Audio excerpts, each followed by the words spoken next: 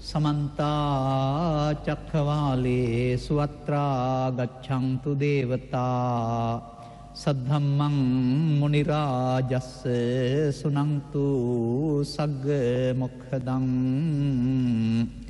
धम्मस्सवන कालो अयं भदन्ता धम्मस्सवන कालो अयं भदन्ता ධම්මස්සවන කාලෝ අයං භදන්තා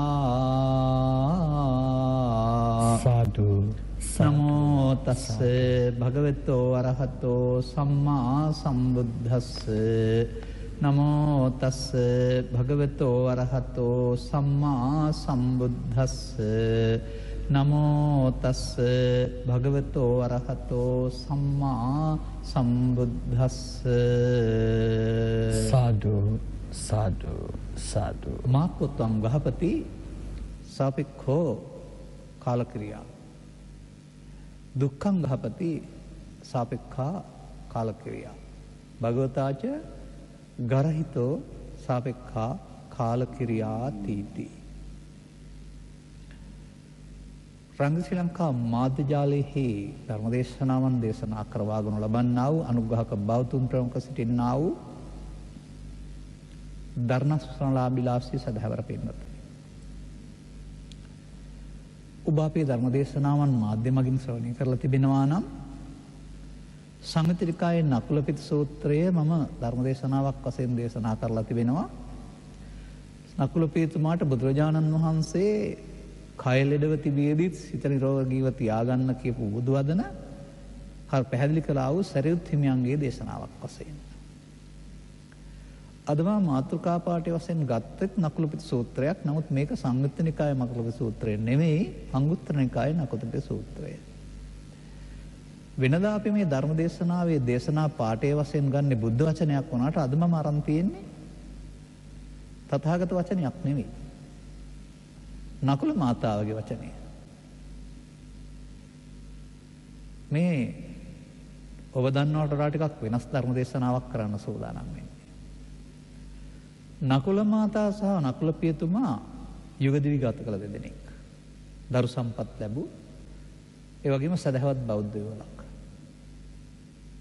මේ දෙදෙනාගේ ජීවිත අවසානයේ සිදුවන සිදුවීමක් පිළිබඳව බුදුන් වහන්සේ වෙත ප්‍රකාශ කළ කතාවක් තමයි මේ සූත්‍රයේ තිබෙන්නේ. මේ කතාව නම් සාමාන්‍යයෙන් මම ඉතා කෙටියෙන් කියන්නේ. නමුත් මේක වත්මන් සමාජයට ඉතා වැදගත් ආදර්ශයක්. දැනටත් මේ ආදර්ශමත් ක්‍රියාකලාපේ මේ සමාජයේ සිදු වෙන්නේ නැහැ. අන්න ඒ නිසා ඔබේ චින්තනය වෙනස් කිරීමේ අදහසින් තමයි මේ ධර්ම දේශනාවම කරන්න කල්පනා කරන්නේ. මෙහි සඳහන් වෙනවා මෙන්න මෙහෙම. අතකෝ නකුල පිතා ආබාධිතෝ හෝති බාහ්ල ගිලානෝ.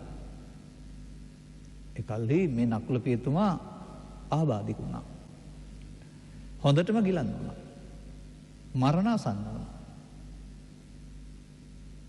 අනේ මරණාසන්න වූ මොහොතේ නකුල පියතුමාගේ ඇඳ ළඟ ඉඳගෙන නකුල මාතාව දීපු අවවාද ටික තමයි මේකේ තියෙන්නේ. නමුත් මේක ධර්මයේ තේරුම් ගත්ත යුවලක් තුල සිදුවෙන දෙයක් බව තේරුම් ගන්න. වර්තමානයේ ධර්මයෙන් තේරුම් ගත්ත යුවලවල් නොමැති බැවින් බෞද්ධ වුණාට මේ ක්‍රමය පාවිච්චි වෙන්නේ නැහැ. අපි බලමු හොයලා බලමු අපි මොකද කරන්න කියලා. හොඳයි ඔබගේ නිවසේ හෝ රෝහලේ මව හෝ පියා හෝ කෙනෙක් මරණයටපත් වෙන්න යනවා. අසාධ්‍ය වුණාම රෝහලට අරන් ගිහින් ඔක්සිජන් දීලා පුළුවන් නම් තව ප්‍රතිකාර කරලා බෝධි පූජාත් තියලා බේරගන්නම බලනවා. ඒක නම් කරන්න ඕන. අන්තිමට මේ සමුගන්න හදන වෙලාවට බිරිඳ හෝ දරුවන් එතන හිටියොත් අනේ අපිව දාලා යන්න එපා කියලා අඬනවා වැළපෙනවා. සැමියා සහ දරුවන් හිටියොත් මිරිය නම් පරලෝසපත් වෙන්න වෙන්නේ. අනේ අපව දාලා යන්න එපා කියලා අඬන්න වැළපෙන්න ඇරුණාම ඊට එහා දෙයක් තේරෙනවද ඔබට? කලක් දැනටත් පවතිනවා යම් යම් බෞද්ධ පවුල්වල සිරිතක් වශයෙන් මෙබඳු අසාධ්‍ය තත්ත්වයකදී පරලෝසපත් වෙන්නයි ළඟ කියලා දැනගත්තම ස්වාමීන් වහන්සේ නමක් ගෙන්වාගෙන පිරිත් දේශනාවක් කරගන්න එක. ඒක අර අඬනවට වඩා නම් හොඳයි. නමුත් ඒ පිරිත් දේශනාවෙන් කරන්නේත් මේ නකුල මාතාව කළ දේ නෙමෙයි. පවෙන් පරලෝ යන්න තියෙන ආදහස වළක්වලා බුදු දේශනාවට පිරිත් දේශනාවකට අවධානය යොමු කරලා පිනෙන් පරලෝ යන පාරක් හදලා දෙන එක. පරලෝ යන එක නවත්තලා නෑ ඒක. නමුත් සදහවත් බෞද්ධයින් විසින් මේක නෙමෙයි කරන්න ඕන. අන්නේ කතාව තමයි මේ සූත්‍රය තුල තියෙන්නේ. දැන් නකුල මාතාවට හිතෙනවා මෙයා දැන් ඉතින් සමුගන්නයි හදන්නේ. ඈ කියනවා මාකෝ තං ගහපති සාපේක්ඛෝ කාලකිරියාය. ගෘහපතිය අපේක්ෂා සහිතව එහෙම නැත්නම් ඇල්මකින් තෘෂ්ණාවකින් කාලක්‍රියා කරන්න නම් එපා. සාපේක්ඛා කියන්නේ අපේක්ෂා සහිත කියන එක. අපේක්ෂා කියන්නේ බලාපොරොත්තු. ඒ කියන්නේ මෙලොව ඉන්න අය පිළිබඳව විස්තර කරන්නම්කො මොකද්ද කියලා. මොකද මේ අපේක්ෂා සහිතව කාලක්‍රියා කරන එක දුකක්. දුක්ඛං ගහපති සාපේක්ඛා කාලකිරියාය. ඒ විතරක් නෙවෙයි භගවතාච ගරහිතෝ. භාග්‍යවතුන් වහන්සේ අපේක්ෂා සහව කාතේව කාලක්‍රියා කරන එක ගර්හාවට ලක් කරලා තියෙන හොඳ එකක් කියලා නෑ. නමුත් වර්තමානයේ සමාජයේ ජීවත් වෙන පුතග්ජනය කාලක්‍රියා කරන්නේ කොහොමද? පාතාල ලෝකයයි නම් කපාගෙන කොටාන වෙඩි තියාන වෛරයෙන්.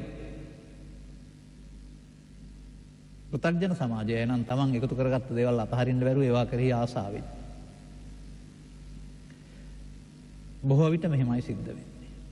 ඒ කියන්නේ අපේක්ෂා සහගතව කාලක්‍රියා කරන එක තමයි අපේ බෞද්ධයින්ද වළංගු. බලමු අපි නකුල මාතාව මොකද කියලා කියන්නේ. නකුල මාතාව කියනවා ගෘහපතියනි ඔබ දරුවන් කෙරෙහි අපේක්ෂාවෙන් කාලක්‍රියා කරන්න එපා. ඔබ නැතුණෙන් පස්සේ මේ දරුවන්ට කන්න බොන්න දෙන කෙනෙක් නැති වෙයි කියලා දුකටපත් වෙයි කියලා බයෙන් කාලක්‍රියා කරන්න එපා. මට හොඳට නූල් කටින්න පුරුදුයි. මට හොඳට එළුළුම් කටින්න පුරුදුයි. ඒ නිසා ඔබ නැතත් මම ඔබේ දරුවන් ටික හොඳින් රැක ගන්නවා. එහෙනම් දරුවන් කෙරෙහි ඇල්මෙන් පරලෝසපත් වෙන්න එපා කියලා මේ කියන්නේ. ඒ වගේම ඔබ මිය ගියන් පසු මම තවත් ස්වාමියෙක් එක්කලා යයි කියලා. ඒ ගැන බයෙන් ඒ ගැන තරහින් කාලක්‍රියා කරන්න එපා. ඔබත් මාත් යොලක් වශයෙන් දරුවන් හැදුවා අනසුර බඹසර වාසය කළා. ඔබත් දන්නවා ඒක මමත් දන්නවා. මට තවත් ස්වාමියෙක් ඕන වෙන්නේ නැහැ. ඒ නිසා ඔබේ බලාපොරොත්තුව කැඩෙන්නේ නැහැ. ඔබ කාලක්‍රියා කළාන් පස්සේ බුදුරජාණන් වහන්සේ ප්‍රමුඛ මහා සංඝරත්නය මං ඇසුර නොකරයි දානේ නොදෙයි කියලා හිතන්න එපා. වෙනදටත් වඩා මම බුදුන් වහන්සේගේ සහ ශ්‍රාවකයන්ගේ ඇසුර බලාපොරොත්තු වෙනවා. ඔබ නැතුවෙන් පසුව සිල් සමාදන් වෙයි කියලා වෙන්නේ නැති වෙයි කියලා බය වෙන්න එපා. ඔබේ මාලිගාව තුළ සිල් සමාදන් වෙන සුදු අඳින අය අතර මමත් එක්කෙනෙක්. ඔබ නිය ගිය නිසා මට අධ්‍යාත්මිකයේ සැනසීම අහිමි වෙයි කියලා හිතන්න එපා. මේ අධ්‍යාත්මික පිළිබඳ යම්කිසි අවබෝධයක් තියෙන කෙනෙක් මම. ඕනනම් බුදුරජාණන් වහන්සේගෙන් අහලා බලන්න අන්න වැඩ ඉන්නවා. භග්ගවනේ. මාර්ගඵලලාභිත්‍ය අහිමි කරගනීමම කියලා බය වෙන්න එපා. බුදුරජාණන් වහන්සේගේ ශ්‍රාවකයන් අතර සුදු ඇඳුම් අඳින අය අතර මම අනාගාමි කෙනෙක් බව සකෘදාගාමි කෙනෙක් බව බුදුරජාණන් වහන්සේ ප්‍රකාශ කළා. මොකද මේ කියලා තියෙන්නේ? මේ ටික කියුවම් පස්සේ හිත හදලා තියෙන්නේ. දැන් සාමාන්‍යයෙන් ස්වාමියෙකුට Taman සතු බිරිඳ දරුවන් වත්කම් මේවා දේවල් දාගලා යන සිදු වුණාම ඒවායේ අනාගතය පිළිබඳව අපේක්ෂාවන් ගන්නක් තියෙනවා. අනේ මේවා කොහොම වෙයිද කියලා. එතකොට ඒවා කෙරෙහි ඇල්මෙන් තමයි පරලෝ යන්න වෙන්නේ. නමුත් ඇල්මෙන් පරලෝ යාම බුදුරජාණන් වහන්සේ ගහරාවට ලක් කරලා තියෙනවා. මොකද ඒක දුකටපත් වෙන පාරක්. මේ නකුල පියතුමාට සහ නකුල මාතාවට ඔබ දන්නවට වඩා ධර්මයේ ගැඹුරක් පිළිබඳට හිමක් තියලා තියෙනවා කියලා මම දකින්නේ මේ අවවාදයන් තුළ. අනතුරුව නකුල පියතුමාගේ මේ හිත හැදීම මුල් කොටගෙන මොකද වුනේ? නකුල පියතුමා ආපහු නිරෝගී වුණා. පරලොව ගියේ නෑ. නිරෝගී වෙලා සම්පූර්ණයෙන් සුව ලබන්නත් පෙර හැරමිටියත් අරගෙන බුදුරජාණන් වහන්සේ හමු වෙන්න යනවා. බුදුරජාණන් වහන්සේ හමු වෙලා මේ කතාව සම්පූර්ණයෙන්ම කියනවා. මොන හැටි? බුදුරජාණන් වහන්සේ ලාභාතේ ගහපති සුලද්දාතේ ගහපති ගෘහපති ඔබට මොකු ලාභයක් ලැබුණේ? වටිනා දෙයක් ලැබුණේ. අනුකම්පිකා ඔබගේ ඔය නකුල ගහපතිනිය අනුකම්පා සහගතයි, කරුණා සහගතයි, උපදේශිකාවක්, මාර්ගෝපදේශිකාවක්. එබඳු කෙනෙක් ලැබිච්ච එක වාසනාවන්තයි කියලා තියෙනවා. දැන් මෙන්න මේ බෞද්ධ පවුලක කෙනෙකුට ජීවිතය අවසන් වෙන්න යෙදුනොත් ඒක දුගතිගාමී වෙන්නේ නැතුව සමහරට සුගතිගාමීත් නොවි. පරලෝ යන හැටිට වඩා පරලෝ නොයා ඉන්න හැටි උගන්න හැටියක් තමයි මේකේ මම දකින්නේ. ඇයි අදට මම මේක ගත්තේ මේ දිනවලට? දැන් හැමදෙනාම වටේ මරණයේ සෙවණලි පාවෙනවා. අදාට වඩා අද කොයි මොහොතක මේ වෛරස් මරුවා ඔබ ගෙනියයිද කියන්න බෑ. ලෝකෙට කෝටි ලක්ෂ සංඛ්‍යාත ප්‍රමාණයක් අහිමි කරලා කොටි සංඛ්‍යාත ප්‍රමාණයක්. රටවල් සිය ගණනක තවදුරටත් මේ අභාග්‍ය පවතිනවා. ප්‍රතිකාර කරනවා. නමුත් මරණාසන්න ස්වභාවය මරණ ස්වභාවයට පත්වෙන එක ස්වාභාවික දෙයක් වෙලා. ඒ නැතත් කවදා හරි දවසක මරණයට පත් වෙන්න වෙනවා නේද? තනියෙන් උපදිනවා, සම්මත ක්‍රියාකාරකම් වලට අවවාහිවා වෙනවා, නැත්තම් පැවිදි වෙනවා, පැවිදිලා ශිෂ්‍යයන් හදනවා. තවත් විවිධ ක්‍රම තියෙන්න පුළුවන්. එකට මේ යන්නේ නැහැ. තනියව තමයි මේ යන්නේ. කොතරම් බැඳීම් ඇත කරන හිටියත් අනිත් අය දාලායි යන්න වෙන්නේ. ඒ යන වෙලාවට ඔවුන් කෙරෙහි අපේක්ෂාව බලාපොරොත්තුවම තමයි තමන්ගේ ප්‍රතිසන්දිය හදලා දෙන්නේ. නමුත් ඇත්තටම වෙන්නේ මොකද්ද? මේ යන කෙනාට සියල්ල අතහැරෙනවා. ඒවා පාලනය කරන්න ඔහුට බෑ. නමුත් ඒ අතහැරෙන්නේ බාහිර සියල්ල හිතින් අතහැරෙන්නේ නැති එක ලොකු ප්‍රශ්නයක් නේ. බලන්න තිරෝකුඩ සූත්‍රයේ ගාථාවේ කොහොමද තියෙන්නේ කියලා. තිරෝකුඩ්ඩේසු තිට්ඨන්ති සන්දි සිංකාටකේසු ච ద్వාර බාහාසු තිට්ඨන්ති ආගන්තාන සකංගරං. මේ ස්වාමි පුරුෂයා මේ යන්න ගිහින් අනේ මේ බිරිඳ සහ දරුවන් කොහොම මං හින්දා ජීවත් වෙයිද කියලා අපේක්ෂා සහිතව පරලෝකියොත් මොකද කරන්නේ? තිරෝකුඩ්ඩේක් නැත්තම් ඕපවාතික ප්‍රතිසන්දියක් ලබාගෙන ආපහු ගෙදර එනවලු. ඒ ආපහු ගෙදර ගෙන්නුවේ බිරිඳ සහ දරුවෝ නෙමෙයි, තමන්ගේ හිතේ තියෙන අර සාපේක්ෂ නැත්තම් අපේක්ෂා සහගත බව. මේක දෙකක් බව හොඳට තේරුම් ගන්න වෙනවා. එතකොට ඊට පස්සේ ඉතින් පින් දෙන්න වෙනවා. වර්තමානයේත් අපි බොහෝ විට දකින්නේ මේ ඒ වගේ අවස්ථාවක අනුදුරන වැළපෙන එක, අපිව දාලා යන්න එපා කියලා කෑ ගහන එක. දැන් එතකොට සතුටින් පරලෝ යන්න ඉඩ හම්බ වෙනවද ඒ කෙනාට කාට හරි? අනේ මේ අය අසරණ වෙයි නැත්තම් මම හින්දා දුකටපත් වෙලා කියලා එයා දුකින් පරලෝ යනවා. කනගාටුවෙන් දුකින් පරලෝ යාම, තරහෙන් පරලෝ යාම කියලා කියන්නේ හොඳ පැත්තට යාමක් නෙමෙයි, පවෙන් පරලෝ යාම. එනිසා මම දකිනවා ඒ අවසන් මොහොත මෙසේ පුරුදු කරනවා නම්, මෙසේ අනුගමනය කරනවා නම් ඒක බුදුරජාණන් වහන්සේ වැඩ හිටියා නම් උන්වහන්සේගේ ගර්හාට ලක් වෙන කාරණයක්. ධර්මයේ තේරුම් ගත්ත ගිහි උපාසක උපාසිකාවන්ට නොගැලපෙන කාරණයක්. මතක තබා ගන්න. ඒ නිසා අපි කොහොමද මේ සිද්ධිය තේරුම් ගන්න මේ සූත්‍රය ආශ්‍රයෙන්? ඔබට හෝ කාට හෝ මේ මොහොතේ මේ කාරණාවලදී තමන්ගේ ප්‍රියයන් සමග ඉන්නේ නැතුව තනි වෙන්න නැත්නම් වෙන් වෙන්න සිදු වෙන්න පුළුවන්. එපා කියන්නද? යන්න ඕන. යන්න ඕන. හිත හදාගෙන යන්නේ කොහොමද? අන්න ඒක තමයි තේරුම් ගන්න ඕන. පෘථග්ජන පුද්ගලයෙකුට හිත හදාගෙන යන්න බෑ. පෘථග්ජන පුද්ගලයෙකුට පුරුවන් පිරිත් ටිකක් කියලා පිනෙන් පරලෝ යන එක විතරයි. නමුත් මේ හිත හදා ගන්නවා කියන එකේ තේරුම බාහිර ලෝකයක් හිතේ තියෙන එකක් දෙකක් බව තේරුම් අරගෙන බාහිර ලෝකයේ අතහැරනකොට හිතේ තියෙන ලෝකෙත් අතාරින්න පුළුවන් වෙන එක වෙන්න බැරිද? මේක ටිකක් ගැඹුරු කාරණයක්. මොකද සමාජයට ඒක තාම තේරෙන්නේ නැහැ. මේකට පොඩ්ඩක් සිත ගැන අවබෝධයක් ලැබෙන්න වෙනවා. අන්න ඒක තමයි මෙතන මේ නකුල පියතුමා සහ නකුල මාතාව ලබා තිබුණ මේ හැකියාව. බුදුන් වහන්සේගෙන් ගොඩක් බණ අහලා හිටපු අය නෙමේ අය. ඒ අය දකිනවා මේ ජීවිතේ පටන් ගන්නේ මව් කුසෙන්, මරණයටපත් වෙන්නේ ජීවිතාවසානයෙන් කියන මේ සම්මත උපත මරණයට එහා ගිය ජීවිතය තුළ සිදුවෙන්නා උපතක් සහ මරණයක්. ඒ අය දකිනවා විතරක් නෙවෙයි, ඊට පෙර ජීවත් වෙච්ච මිනිස්සුන්වත් ඒක වුණා. අදත් ජීවත් වෙන ඔබට මේක සිද්ධ වෙනවා. අන්න ඒක තේරුම් ගන්න. එතකොට අවසන් මරණය නෙවෙයි, දැන් මරණයක් තියෙනවා. මොහොතක් පාසාමත් මරණයටපත් වෙන බව තථාගතයන් වහන්සේ කන්දේසු ජායමානේසු ජීයමානේසු කියන පදයෙන් ස්කන්ධ නම් වූ සමූහය හටගන්න කල්ලි සහ දිරණ කල්ලි සහ මේ යන කල්ලි එකට ගත වෙන්නේ ශණයයි කියලා තියෙනවා. ශණයක් පාසා ඔබද උපදින්නේහිය, දිරන්නේහිය, මැරෙන්නේහිය. අන්නේ ෂණික මරණය අපි ළඟ සිදු වෙනවා. නමුත් මේක දන්නේ නැති අයට මැරෙන්න බැරුව ඉන්නවා. ඒ නිසා අපි තේරුම් ගන්න ඕන වැදගත් කරුණක් තිබෙනවා. මේ අපිව තථාගත ධර්මයේ තුල වෙනස් ආකාරයකට බෙදන්නේ. අම්මා තාත්තා ස්ත්‍රී පුරුෂයා කියලා බෙදීමට අමතරව තව බෙදීමක් කරනවා. ඒ බෙදීම සමාජීය සම්මුතියට අනුව පිළිගන්න. ඒ බෙදීමේදී ඔබ හැමදෙනාම ඇස කන නාසය දිව කය කියලා දොරවල් පහක එකතුවක්. ඒකට ස්ත්‍රී පුරුෂ කිහිපයේදී ભેදයක් නැහැ. ඒ පස්දර ආශ්‍රයෙන් පස්දරට අරමුණු වෙනවට අමතරව කල්පනා කරන්න හීන දකින්න පුළුවන් තවත් සිතක එකතුවක්. සාධාරණයි මේක ඔක්කොම. එතකොට ඒ සිද්ධියේදී හැම දෙනාටම ආගම් ભેදකින් තොරව ඇහැට පේන්නේ රූප කනට ඇහෙන්නේ ශබ්ද සානිත්තත් එහෙම සමානයි. එතක පොදු දහමක්. නමුත් මෙතන තේරුම් ගන්න බැරි කරුණ තමයි බාහිර ලෝකයේ සහ අපේ සිතේ තියෙන කාරණා දෙකක් බව. ඉස්සරහින් ඉන්න අම්මා, ඉස්සරහින් ඉන්න වාහනේ, ඉස්සරහින් ඉන්න තාත්තා, ඉස්සරහින් තිබෙන තමන් සන්තක දේවල් වලට ඇලුම් කිරීම කියන්නේ ඒවම කියලා හිතන්නේ. අන්න එතනයි මේ ගැටලුව තියෙන්නේ. ලෝකයේ තියෙන දේවල් හඳුනා ගැනීම සඳහා අපට ඇසෙන් සිතක්, කනෙන් සිතක්, නාසයෙන් සිතක්, දිවෙන් සිතක්, කයෙන් සිතක් පහළ විය යුතුයි.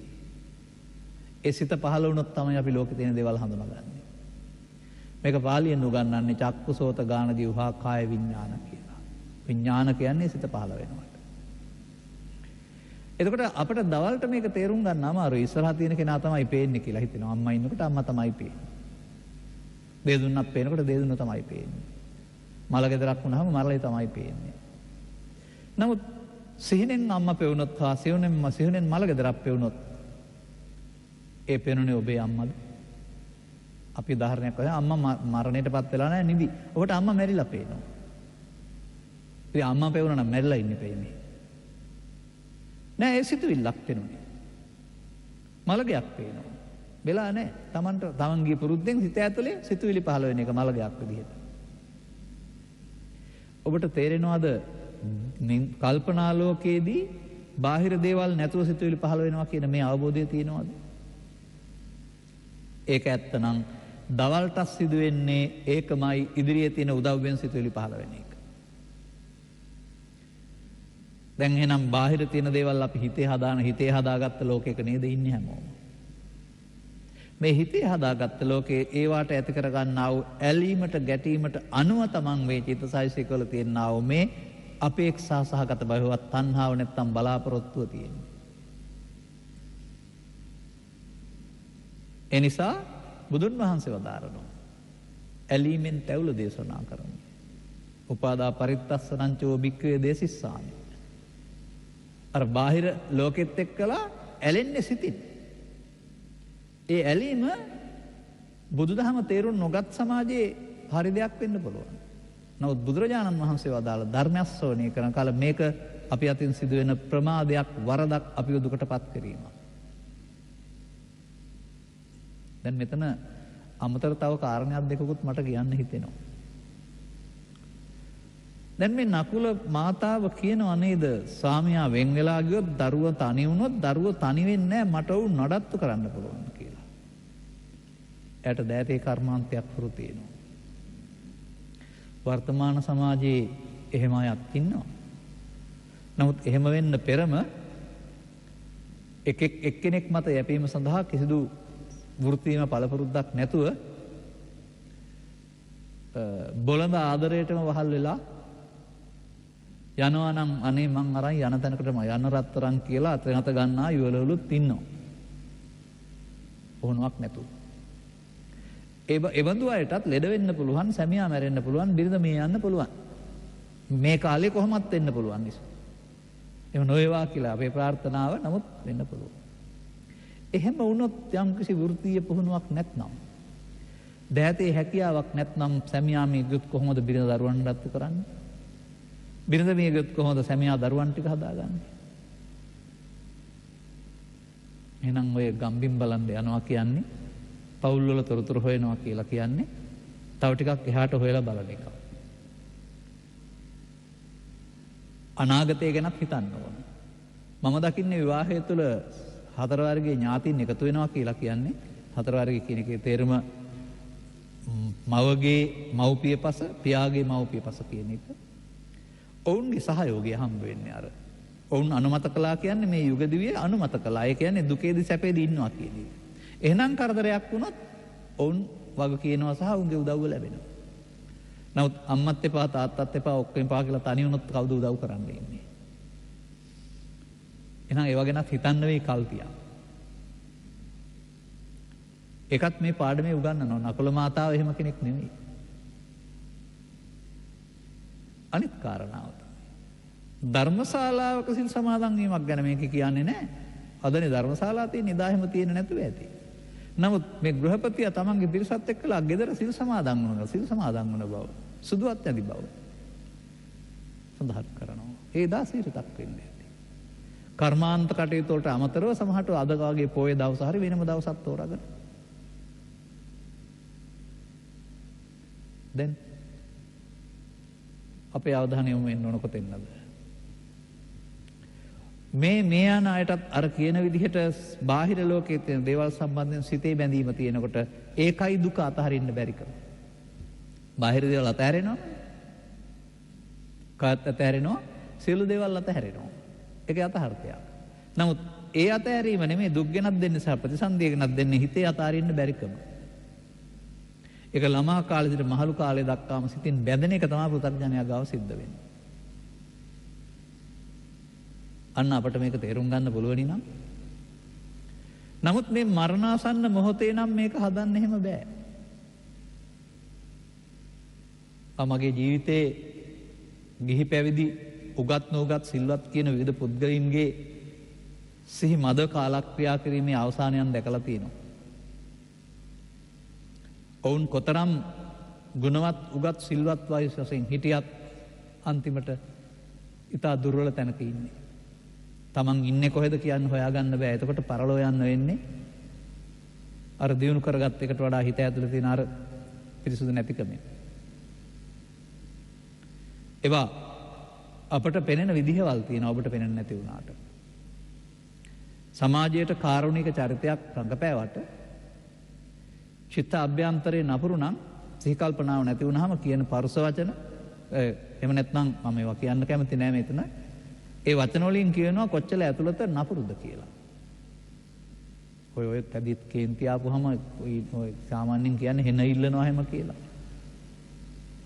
එහෙම ඉල්ලන්න පුළුවන් වෙන්නේ කාරුණික නම් නෙමෙයි මේක ඇතුලේ තියෙනවා නම්. ඒ කියන්නේ ඔය ඇතුලෙන් හැදිලා නැහැ. එහෙම වුණොත් ඇතුලෙන් තමයි මේ පරලෝ යාම සිද්ධ වෙන්නේ. එනිසා මේ බුදු සමයෙන් උගන්වනු ලබන්නේ මොකක්ද අන්තිමට? මොහොතින් මොහොත මරණයටපත් වෙලා ජීවිතාවසානයේ මරණයටපත් වෙන විට තමන් සතු වගකීම් සියල්ල මෙහි තියෙන්නේ. ඒ වගකීම් ක්‍රමානුකූලව පැවරෙන්න ඕන පවර්ලා තියෙන්නත් ඕන. නමුත් තමන්ට සැහැල්ලුවෙන් යන්න පුළුවන් විදිහට හිත හැදෙන්න ඕන. ඒකට නම් බණ තේරෙන්නම ඕන. මේ පරලෝ යාම බණ තේරෙන අය සඳහා තියෙන්නේ. ඒ නිසා මේ බෞද්ධයින් අතර බණ තේරෙන අය හදන්න වෙනවා මේ පරලෝ යන්න නම්. එතකොට අඬන්න නැතුව ඉන්න පුළුවන් වෙයි, වැළපෙන්න නැතුව ඉන්න පුළුවන් වෙයි, අනේ මාව දාලා යන්න එපා කියන්න නැතුව ඉන්න පුළුවන් වෙයි. පරලෝ යන්න අවසර දෙන්න පුළුවන් වෙයි. දැන් මේ නකුල මාතාව සැමියාට පරලෝ යන්න අවසර දෙනවා. මෙහෙ ඉතින් අතෑරලා යන්න මං ඒ ඔක්කොම බලා ගන්නවා. ඒ අඬන්නේ නැහැ, වැළපෙන්නේ නැහැ. ඔබ එහෙමද? දවස් දෙකක් තුනක් නේ සතියකුත් අඬනා ඉන්නවා. මතක් වෙන ගානේ. එහෙනම් අපිට මේ නකුලපිත සූත්‍රයේ සඳහන් ආදර්ශය ලැබිලා නැහැ. නමුත් ඒක නිකන් කරන්න බෑ. මෙන්න මේ බණ ටික තේරුම් ගන්න වෙනවා. ඔබ මව්කුසින් බිහි ජීවිතාවසානයේ දක්වා ඉඳලා මැරෙන කෙනෙක් නෙවෙයි. ඔබ ඇසෙන් කනට, කනෙන් නාසයට, නාසයෙන් දිවට, දිවෙන් කයට, අරමුණෙන් අරමුණට මැරෙන කෙනෙක්. ඒ ඇසෙන් කනට, නාසයෙන් දිවට, දිවෙන් කයට මැරෙනකොට අරමුණෙන් අරමුණට මැරුණාට ඒවා අල්ලාගෙන මැරෙන කෙනෙක්.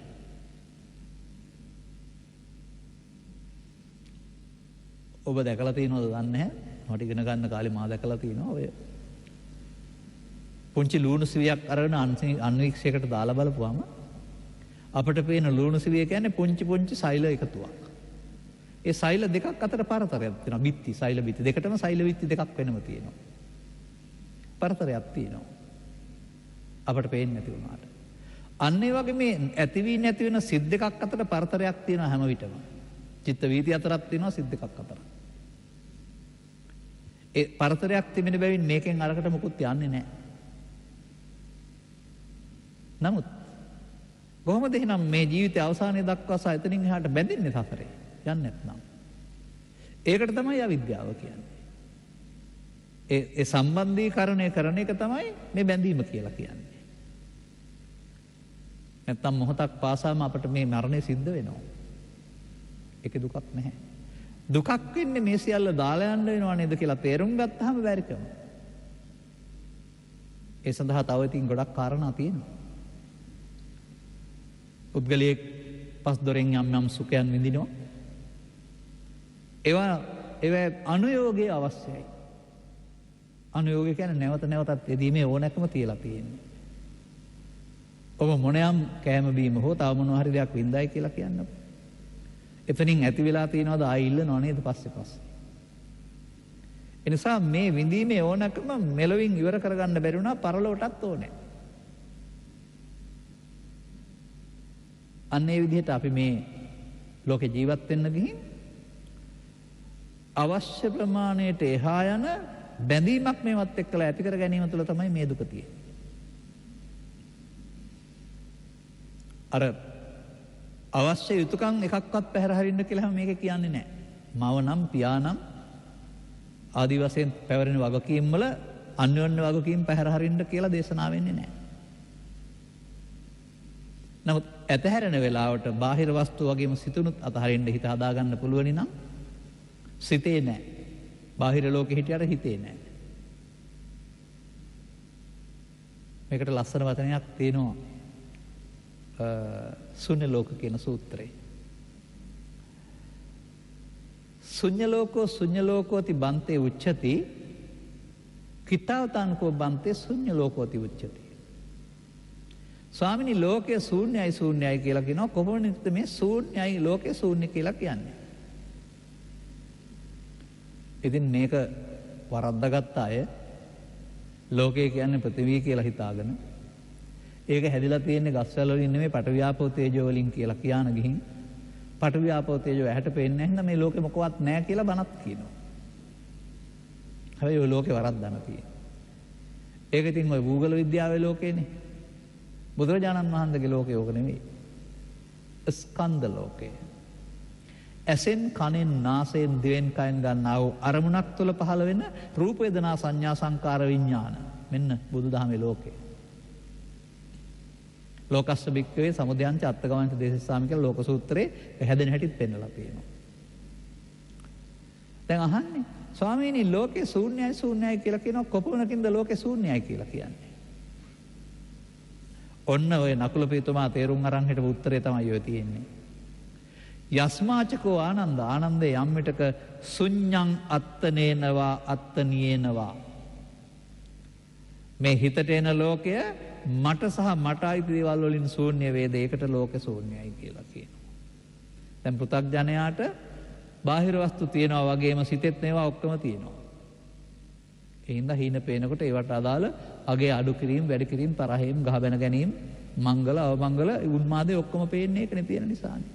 උපේක්ෂාවක් නැහැ. ඒ අපි හදාගත්තේ. අන්න බුදුරජාණන් වහන්සේ ජීවිතාවසානයේකට පෙන්වන්නේ මේ මට සහ මට අයිති දේවල් වලින් හිත හිස් කරගන්න. අම්මා තාත්තා අතරින් නෙමෙයි. යුතුයකම අතරින් නෙමෙයි. එතකොට අර ජීවිතයේ යථාර්ථයට ඇතහැරෙන යථාර්ථයට ඇතුළත මුහුණ දෙන්න පුළුවන් කමක් තියෙනවා. ඒකට ඉතින් ගොඩක් බණ අහන්න වෙනවා. ඒකෙදි තේරුම් ගන්න වෙනවා පරිහාන ධම්මං ච වෝ භික්ඛවේ දේසිස්සාමි අපරිහාන ධම්මං ච කියන මේ දහම් පද දෙකේ අර්ථය.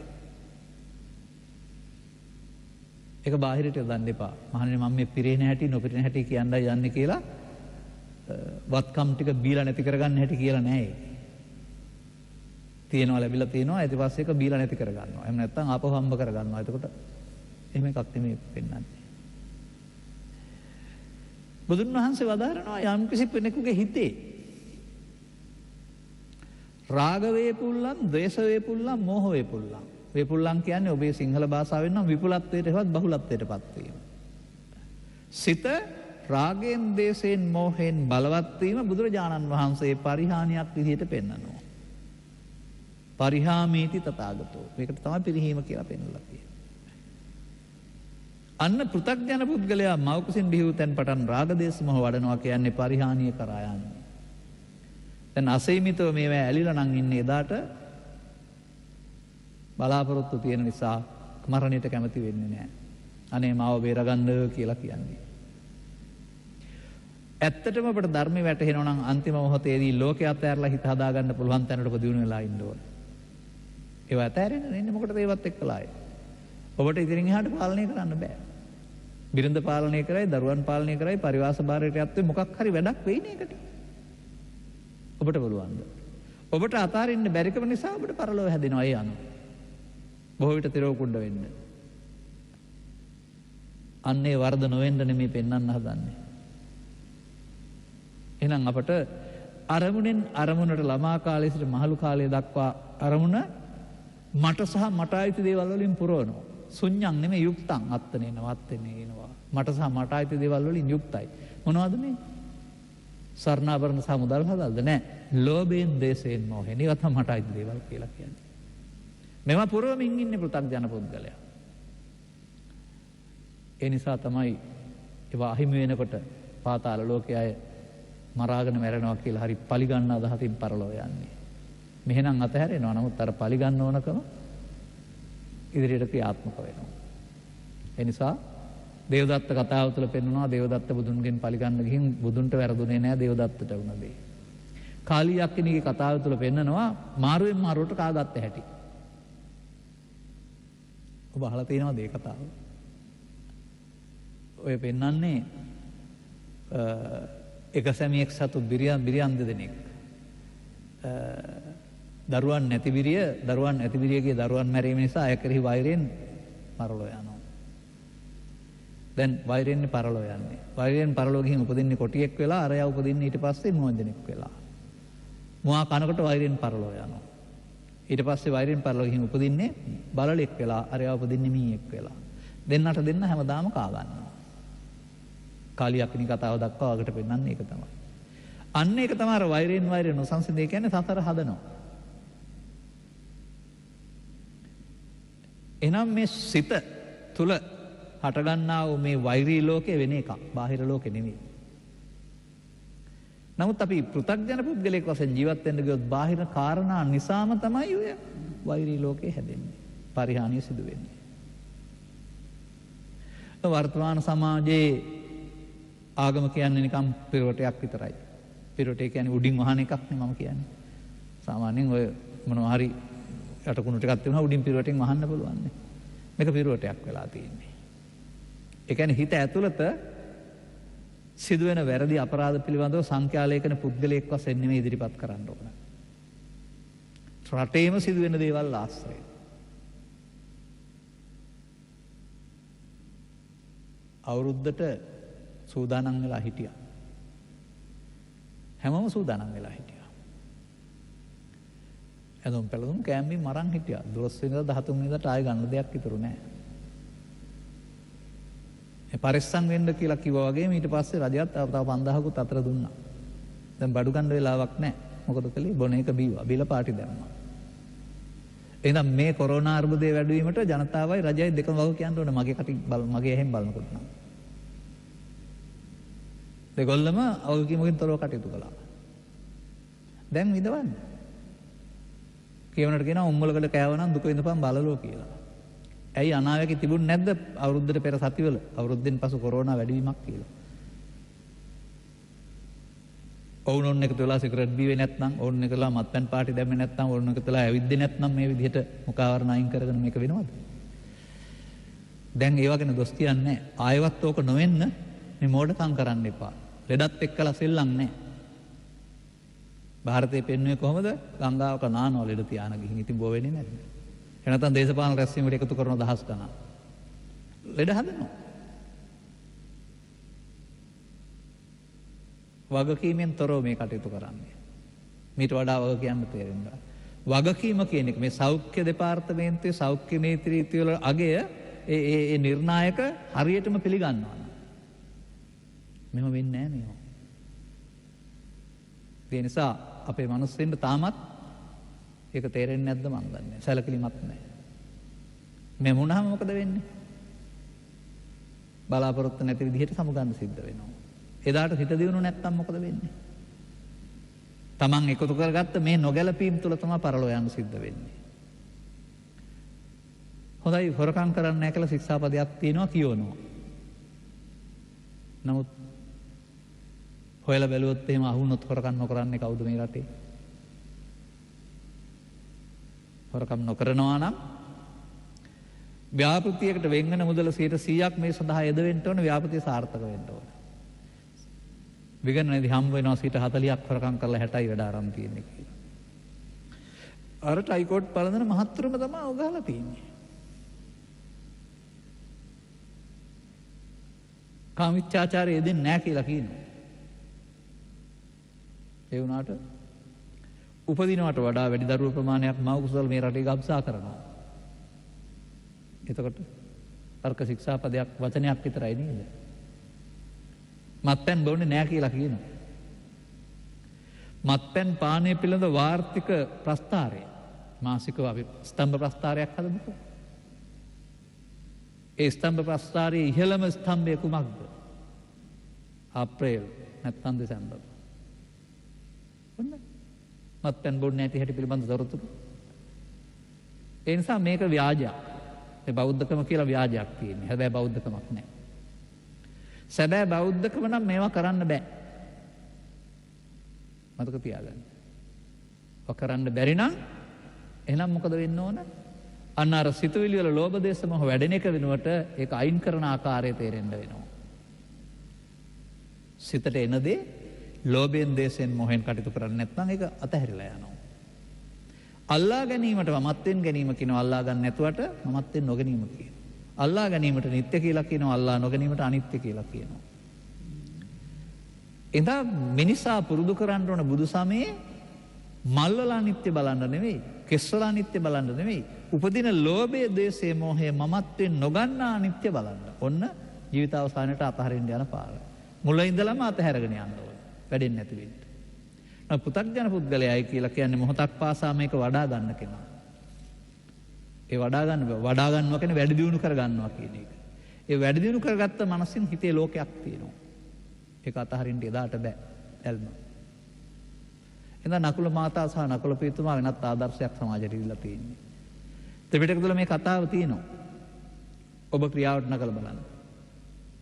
සදහම් තේරුම් අරගෙන අන්තිම දවසේ නෙමෙයි මරණාසන්න මොහොත නෙමෙයි වසර 20කට 30කට 40කට පෙර මේක වෙන බව පේන නිසා එදාට මව කෙරෙහි පියා කෙරෙහි ධනය කෙරෙහි රැකියාව කෙරෙහි වස්තුන් කෙරෙහි මැදීමකින් තොරව පරලෝ යන්න ඔබේ හිත හදන්න ඉගෙන ගන්න. වගකීම් ඉටු කරලා. එහෙම නැතු වගකීම් දාලා ගිහින් මහාන වෙන්න හිතන්න එපා. අදත් රටේ ඉන්නවා බිරිඳ දාලා දරුවෝ දාලා මහාන වෙන්න මහන්සි වෙන කාලකන්ණි. මං කියන්නේ කාලකන්ණි කියලා. ඇයි? වගකීම් ඉටු කරන්න ඕන බුදු සමයේ වගකීම් පැහැරහින්ද කියලා නෑ. ඒ යුතුයකම ඉටු කරන ගමන් ධර්මයේ ඉස්සරහට ගෙනියන්න. ඔවුන් අතරමං කරන්න බෑ. ඒක ආත්මාර්ථයක්. කවදාවත් ආත්මාර්ථය තුළ බුදු සමය හමු වෙන්නේ නෑ. බුදු සමය කියන්නේ පරාර්ථකාමී දෙයක්. එහෙනම් ආත්මාර්ථකාමී වෙලා බුදු සමය පෙන්වන නිවීම ලබන්න බෑ. කාරුණික වෙන්න ඕන, මානසික වෙන්න ඕන, දයාවන්ත වෙන්න, අනුකම්පාව සහගත වෙන්න ඕන. මේ පෙන්වන්නේ මේ නකුල මාතාව අනුකම්පා කියලා. කාරුණිකා කියලා. ඒවා අතහරින්න බෑ. ඒවා මිනිස් ගුණ ධර්මයක්. වගකීම් දරන්න ඕන. එහෙනම් වර්තමාන සමාජයේ කෙනෙක් අසාධ්‍ය වුණයින් පසුව බේරගන්න මහන්සි වෙන්නේ කොහොඳයි. නමුත් බැරි නම් එදාට ජීවත් වෙලා ඉන්න අය එතනලා අඬන්න නෙමෙයි ඕන. හිත හදන්නයි ඕන. තම ඒ අය කරපු දේවල් මතක් කරලා සමාජ මෙහෙවර මතක් කරලා Taman සන්තෝෂෙන් ඉන්න බව මතක් කරන්න ඕන. විතරක් නෙවෙයි ලෝකයේ තියෙන අරමුණ මමත්වෙන් ගන්න නැත්නම් ලෝකේ අතහැරෙනවා කියලා උගන්වන්න ඕන. ලෝකයේ අරමුණෙන් අල්ලා ගැනීම තුළ අපට පරලොවක් හැදෙනවා. ලෝකයේ වෙනයි අරමුණෙන් අල්ලා ගැනීම වෙනයි. අර ලෝක යුතුයකම් ඉටු කරන ගමන් අරමුණෙන් අතහැරෙන එකට තමයි මේ අතහරිනවයි කියලා කියන්නේ. මේක තමයි නකුල පියතුමාගේ සහ නකුල මාතාවගේ චරිත කතාවේ තියෙන වැදගත් කාරණාව. ඒ අතීතය කියන්න නෙමෙයි මම මේ ගත් එක ත්‍රිපිටකේ තියෙනවා. වර්තමානයේට මේක සක්‍රිය නෑ. ක්‍රියාත්මක වෙන්නේ නෑ. අපි වෙන පැත්තක ගිහින් ඉන්නවා. මේවත් එක්ක බැඳීමෙන් මරණයටපත් වෙලා අපායට යන්න හෝ තිරකුඩේක් වෙන්න බලාගෙන ඉන්නවා. අර ඇල්මමයි ඒක ඇති කරන්නේ. ඒ නිසා අරමුණින් අරමුණට නැති වෙනදී අරමුණින් අරමුණට අල්ලාගෙන නොගෙන අතහරින්න පුළුවන් නම් ටික ටික බැඳීම සැහැල්ලු වෙලා යනවා. එදාට මව නැති වුණොත් පියා නැති වුණොත් අවශ්‍ය යුතුයකම් ඔක්කොම කරයි. එකක්වත් අඩු කරන්නේ නැතුව. නමුත් අඬන දොරන වැළපෙන එකක් නැහැ. පරලෝ යන්න සිදුවෙයි. පවෙන් පරලෝ යන එකක් නැහැ. ඊර්ෂ්‍යාවෙන් ක්‍රෝධයෙන් වෛරයෙන්. ලෝභයෙන් පරලෝ යන එකකුත් නැහැ. ගැඹුරුම අවබෝධය ලබා ගත්තොත් පිනිනුත් පරලෝ යන එකක් නැහැ. පරලෝ නොයන්නම පුළුවන් වෙයි. දැන් බලන්න නකුල මාතාව දරුවන් හදාගෙන කර්මාන්ත කරගෙන සැමියෙක් එක්ක ඉඳලා මොකද මේ පෙන්වන්නේ? ධර්මයේ ඔස්සේ සකලදාගාමි කියලා. ඒ මොකද්ද කියන්නේ? ඒ විවාහය සමග දරුවන් සමග ඒ ගමන යන්න පුළුවන් බව ඒ කියන්නේ. ධර්මයේ තේරුම් ගැනීමෙන් නිකන් නෙමෙයි. ඒ නිසා වර්තමාන සමාජයේ පවතින ව්‍යාජ මතවලට රැවටෙන්න එපා. ගෙදර ඉඳන් මේක කරන්න බෑ, බිරිඳත් එක්ක මේක කරන්න බෑ, කැලේට යන්න නැතුව මේක කරන්න බෑ. මට කියන්නේ එකම දෙයයි. ධර්මයේ තේරෙන්නේ නැතුව මේක කරන්න බෑ. වෙන මොකක්වත් නෙමෙයි ඔබට තියෙන්නේ. සද්ධර්මයේ කියන එක තේරුම් ගන්න පුළුවන් නම් ස්කන්ධ පංචකයේ අනිත්‍ය ඔබට තේරෙනවා නම් අනිත්‍ය බලන්න කැලෙත් පුළුවන්, ගෙදරත් පුළුවන්, ඕන තැනක පුළුවන්.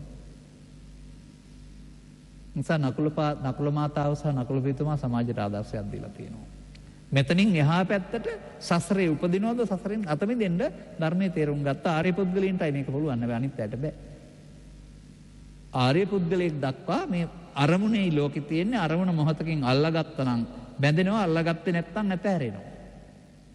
අල්ලා ගැනීම තණ්හාවයි, අල්ලා නොගැනීම තණ්හාව නැති උතනයි කියලා තේරුම් අරගෙන ඒක හුරු කරන්න පුළුවන් නම් නැවත නැවතත් මොහොතක් පාසා එනම් ජීවිත අවසානයේට දුක ශෝකයක් වේදනාවක් නැතුව යුතුයකම් ඉටු කර පුද්ගලයෙක් වශයෙන් තෘප්තිමත්ව ඇස් දෙක පියා ගන්න පුළුවන් වෙයි. අනිත් පැත්ත හැරෙනකොට ලෝකේ නැහැ. ඇස් දෙක පියා ගන්නකොට අරමුණයි අතහරින්න තියෙන්නේ. හුරු කරන්න වෙන විකල්පයක් නැහැ. මේ පවතින තත්ත්වයන් වගේම වෙනත් තත්ත්වයන් ලෝකේ ඇති වෙන්නත් පුළුවන්. හැමදාම ඉන්න අපි ආවේ නැහැ.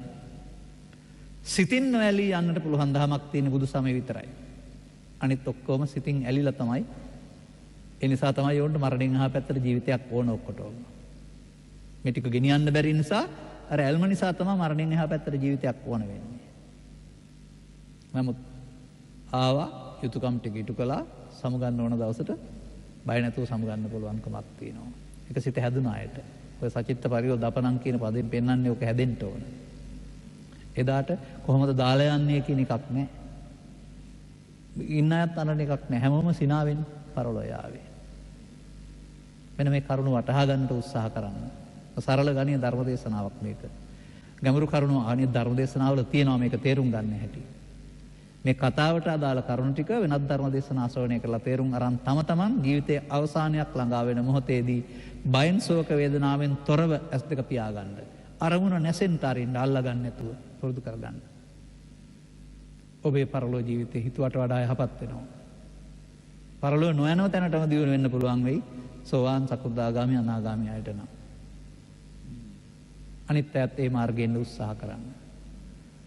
එබැවින් මෙම ධර්මානුශාසනාව මෙම යුගයේ මේ මරණය පිළිබඳ සෙවණැලි පාවෙන කාලයක ඒ පිළිබඳ බය වෙනුවට අවශ්‍ය අවස්ථාවක් ලැබුණොත් නොවිය මුහුණ දෙන්න අවශ්‍ය අවබෝධය ලබා ගන්නට මෙම කරුණ පැහැදිලි කිරීමේ හේතු වාසනා වේවායි කියන සුභාශිංසනයේ ප්‍රාර්ථනා කරමින් මම ධර්මානුශාසනාව මෙතකින් අවසන් කරනු ලබනවා. සාදු සාදු. අද ධර්මානුශාසනාව රූපවාහිනී විකාශනය කිරීම සඳහා බිලිංගහේන අංක D14 2C දරණ ලිපිනෙහි පදිංචි KA රෝහිණී විජේලතා ලොකුදියණිය සමග කීර්ති දිසානායක ධර්මානන්ද KA ජීවන්ති මංගලිකා KA අජිත් තිලකසිරි ධර්මසිරි කරුණාසිංහ ප්‍රේමා චන්ද්‍රානි විජේතිලක කරුණාසිංහ මාලා යන සියලු දෙනාගේත් සහෝදර සහෝදරයන්ගේත් නෑදෑ හිත මිතුරන්ගේත් ලෙලිවරුන් සහ බෑනාවරුන්ගේ දරු මුණුබුරු මිනිමිරියන්ගේ සැමගේ සම සැදැහැවර දායකත්වය ලැබී පවතිනවා. මීට වසර 1මාරකට පෙර එනම් 2019 6 වෙනි මාස 8 වෙනි දින පරලෝසෙපත් වන්නට යෙදුනා වූ ලීලා කරුණාසිංහ ආදරණීය මෑණියන් ගෞරවයෙන් සිහිපත් කරන අතර 2004 5 වෙනි මාස 16 වෙනි දින එනම් මේ වසර 16කට ඉහතදී පරලෝසෙපත් වන්නට යෙදුනා වූ කේ.ඒ. සිරිසේන ආදරණීය පියාණනුත් ඒ වගේම 2015 4 වෙනි මාස 30 වෙනි දින පරලෝසෙපත් වන්නට යෙදුනා වූ ගුණතිලක කරුණාසිංහ සහෝදරයාත් පී.ජී. කරුණාදාස මාමාත් පවුලේ නමින් මියගිය සියලුම දෙනාත් ගෞරවයෙන් සිහිපත් කරන අතර මේ පරලෝසෙපත් ඥාති මිත්‍රාදීන් අතර යමෙක් පින් කැමැතිව පින් මදව පින් බලාපොරොත්තු වෙ සිටනම් ඒ හැම දිනාට පින් අනුමෝදන් කොට උතුම් නිවන් සුව ප්‍රාර්ථනා කිරීම සඳහා බලාපොරොත්තු වෙනවා. පවුලේ අනුග්‍රහක බෞතුන් නැතු සුජීවත්ව වාසය කරන්නා වූ සියලුම දෙනාට නිදුක් නිරෝගී සුව සහ දීර්ඝායුෂ සඳහා සමග අපි නම් ධම් අවබෝධය සඳහා හේතු වේවායි ප්‍රාර්ථනා කරනවා. ධර්මදේශනාව සඳහා සදහවර අනුග්‍රහක දායකත්වය දැරීමෙන් ධර්මදේශනාව දේශනා කරවා ගැනීමෙන් ධර්ම ශ්‍රවණයෙන් ජනිත කරගත්තා වූ ආනිසංසයන් මත පිහිටා ඔබ හැම දිනා ප්‍රාර්ථනා කරන්න මේ නාම ලේඛනයේ සඳහන් පරලෝසෙපත් වන්නට දෙනා වූ සියලු දෙනා ගෞරවයෙන් සිහිපත් කරන්න. යමෙක් අපේක්ෂා සහගතව මියගොස් පින් බලාපොරොත්තු වාසය කරත්නම් ඒ හැම දිනාට මේ පින් අනුමෝදනයේ යහපතක් වේවා. ජීවිත පිනින් පෙරී ඉන්න ස්ථානීය දුකින් නැත මිදී මතු භවයකදී යලිත් මිනිස්වත්ව ලබා බුද්ධ ආදී මහෝත්තම කල්යාණ මිත්‍ර සේවනයේ ලබාගෙන ත්‍රිලක්ෂණීය වැනි දහම් කරුණු ගැඹුරට හා ගැනීම තුළින් නිවන සැනසෙන මං පෙත්වර කර ගන්නට මෙම ධර්ම දානමය පුණ්‍ය කර්මයේ හේතු වේවායි සාදු කියලා පින් අනුමෝදන් කරන්න. සාදු. අනුග්‍රහක බෞතුන් වශයෙන් කටයුතු කළා වූ කේ රෝහිණී විජයලතා මහත් ලොකු දියණිය ඇතුළු කොට ඇති සමස්ත ඥාතිහිත මිත්‍රාදීන් හැමට ධර්ම ශ්‍රවණය කළා ඔබ හැම දිනාටත් මේ අවබෝධය මෙලොව වශයෙන් නිදුක් නිරෝගී සුව සහ චිරජීවනයේ පිණිස හේතු වේවා. යන ගමන් විමන්ද රැකියාදී කටයුතු යහපත් අනාගත බලාපොරොත්තු විශේෂයෙන් දරුවන්ගේ අධ්‍යාපන කටයුතු සාර්ථක වේවා. පවතින රෝග පීඩාවක් ඇතනම් දුර වේවා. අලුතින් රෝග පීඩාවකටපත් නොවේවා. පාප මිත්‍රාදී සේවනයන්ගෙන් වෙන්වී බුද්ධ ආදී මහෝත්තම කල්යාණ මිත්‍ර සේවනය ලබා ත්‍රිලක්ෂණීය වැනි දහම් කරුණක ගැඹුරට අහ ගැනීමට අවශ්‍ය නුවණ මුහුකුරා යාමේදී හැම දිනාටමත් සකල දුක්ඛයන්ගේ නිමාවන්නා උතුම් නිර්වාණ සුවයෙන් සැනසෙන්නට හේතු වාසනා වේවායි සාදු කියලා ප්‍රාර්ථනා කරන්න. ආකාසට්ටා ච බුම්මට්ටා දේවා නාග මහිද්దికා පුඤ්ඤන්තං අනුමෝදිත්වා චිරං රක්ඛන්තු ත්වං සදා සෑම දිනාටම තෙරුවන් සරණයි. සාදු සාදු සාදු.